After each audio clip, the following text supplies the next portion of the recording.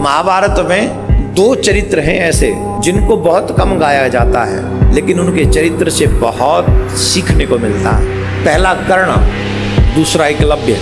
कई लोग विपत्तियों में घिरकर, मुसीबतों में घिरकर नास्तिक बन जाते हैं। कई लोग ऐसे बन जाते हैं कि धर्म ही परिवर्तन कर लेते हैं। जो लोग कहते हैं कि मैं नास्तिक होता जा रहा हूं, क्यों? कि भगवान हमारी मदद ही नहीं करता। भगवान है कहाँ? है तो उसे हमारा दुख नहीं दिखता। तो आज मैं उसी प्रसंग को आपको बताना चाहता हूँ। जब पता चला कि कर्ण, महाभारत का युद्ध होगा, तो महाभारत का युद्ध जब निश्चित होगा तो भगवान श्री कृष्ण ने सोचा एक योद्धा कौरवों की तरफ ऐसा है जिसे अगर पांडवों की तरफ ले लिया जाए तो पांडवों की विजय आज ही सुनिश्चित हो जाएगी। आज ही वो योद्धा आ जाए तो। और उस योद्धा का नाम था कर्ण। किसी और पर न ये जिम्मेदारी छोड़कर भगवान श्री कृष्ण कर्ण को समझाने के लिए स्वयं गए।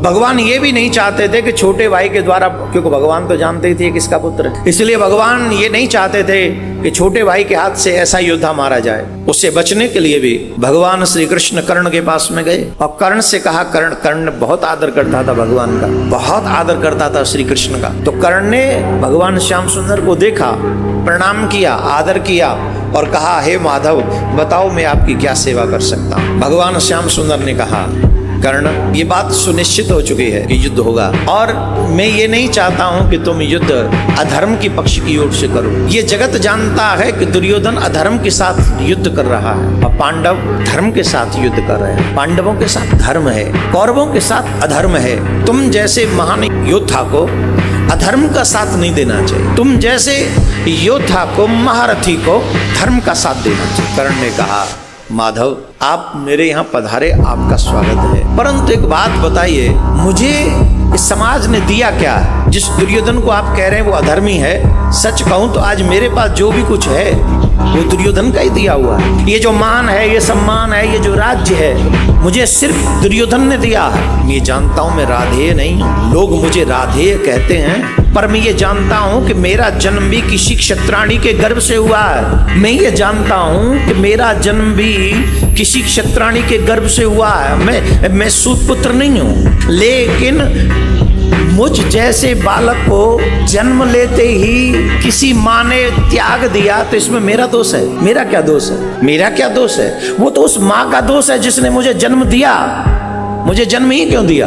और जन्म दिया तो मुझे त्याग क्यों दिया? इसमें मेरा क्या दोष है? मेरा कोई दोष नहीं। फिर भी उस दोष को मैं ढो रहा हूं। मुझे सूत पुत्र कहा जाता है, इसमें मेरा कोई कसूर नहीं। मैं द्रोणाचार्य के पास में गया, मैंने कहा मैं आपसे शिक्षा, धनुष विद्या सीखना चाहता हूं। तो उन्होंने कहा तुम सूत पुत्र हो, मैं तुम्हें शिक्षा नहीं दे सकता, क्योंकि मैंने सिर्फ क्षत्रियों को धनुष विद्या सिखाने का वचन लिया है। मैं जानता था उनका पुत्र तो ब्राह्मण पुत्र हुआ, फिर भी वो अपने पुत्र को धनुष विद्या दे रहे थे, पर मुझ पात्र को भी कुपात्र बना दिया। मुझे धनुष विद्या नहीं सिखाई। क्या ये मेरा दोष था कि मेरी माँ ने मुझे जन्म लेते ही फेंक दिया, छोड़ दिया, त्याग दिया? मुझे सूत पुत्र कहा गया। मेरे योग्य होने पर भी द्रोणाचार्य ने मुझे विद्या दान नहीं दिया, ये मेरा दोष है। इतना ही नहीं, कृष्ण मेरे गुरुदेव परशुराम भगवान, एक ने क्षत्रिय न होने की वजह से मुझे विद्या दान नहीं दिया, धनुष विद्या नहीं सिखाई, और दूसरे ने मुझे क्षत्रिय समझकर ये शाप दे दिया कि तुमने जो विद्या सीखी है ये तुम्हारे काम नहीं आएगी, तुम भूल जाओगे। एक ने क्षत्रिय न समझकर मुझे छोड़ दिया, एक ने क्षत्रिय समझकर मुझे शाप दे दिया, ये मेरा दोष है। मेरी माँ ने मेरा त्याग किया, ये तो मेरा दोष नहीं। इतना ही नहीं, एक गऊ चराने वाले ग्वाले ने भी मुझे इसलिए शाप दे दिया क्योंकि मैं अनजाने में मेरे बाण से उसकी गाय मर गई। मेरा दोष नहीं था, मैंने जानबूझ के कुछ नहीं किया, फिर भी मुझे शाप सहन करना पड़ा। मैं जानता हूं कि दुर्योधन अधर्मी है, मैं जानता हूं कि वो जिद्दी है, मैं जानता हूं कि वो कुमार्ग पर जा रहा है। मैं द्रौपदी के स्वयंवर में उन सभी योद्धाओं से श्रेष्ठ था जो स्वयंवर में मौजूद थे।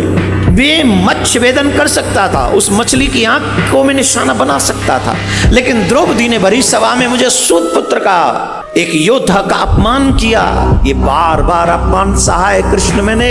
आज जो भी मेरे पास है ना वो दुर्योधन का दिया हुआ है, और मेरा धर्म कहता है जिसने तुम्हारा मान रखा है उसको विपत्ति काल में अकेला छोड़कर कभी नहीं जाना चाहिए। मैं अपने दुर्योधन के साथ खड़ा हूँ माधव, वो मेरा मित्र है, मेरे पास जो कुछ है वो उसी का दिया हुआ है।